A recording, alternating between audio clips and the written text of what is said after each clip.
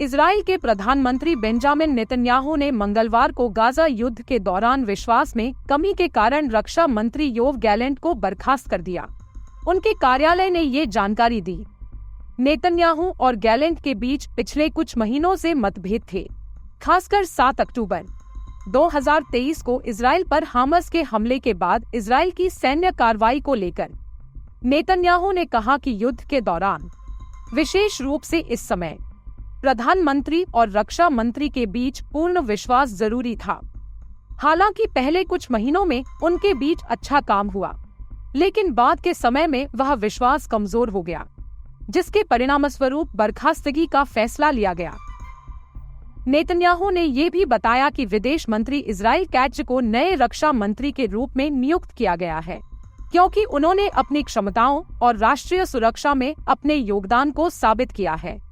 Gallant ने बर्खास्तगी के बाद सोशल मीडिया पर पोस्ट किया कि इजराइल की सुरक्षा उनका जीवन भर का मिशन था और रहेगा। प्रधानमंत्री ने कहा कि उन्होंने गैलेंट के साथ अपने मतभेदों को सुलझाने की कोशिश की थी, लेकिन ये प्रयास नाकाम रहे। उन्होंने कहा कि उनके बीच का विश्वास टूटकर सार्वजनिक हो गया, जिससे न सिर्फ इजराइल के अंदर की स्थिति कमजोर हुई, बल्कि दुश्मनों को भी इसका लाभ मिला। नेतन्याहू ने ये भी कहा कि इस विभाजन ने उनके अभियान के सामान्य संचालन में बाधा डाली और इस कारण से उन्होंने गैलेंट को बर्खास्त करने का फैसला लिया।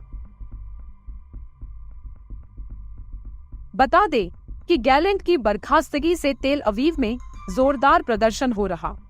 वहां के लोग सड़कों पर उतरकर पीएम के खिलाफ विरोध कर रहे हैं और उनके इस कदम की कड़ी निंदा कर रहे हैं।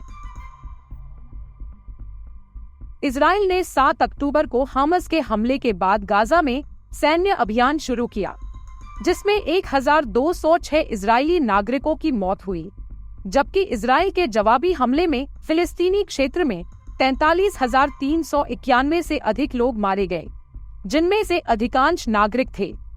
ये आंकड़े संयुक्त राष्ट्र द्वारा विश्वसनीय माने जाते हैं।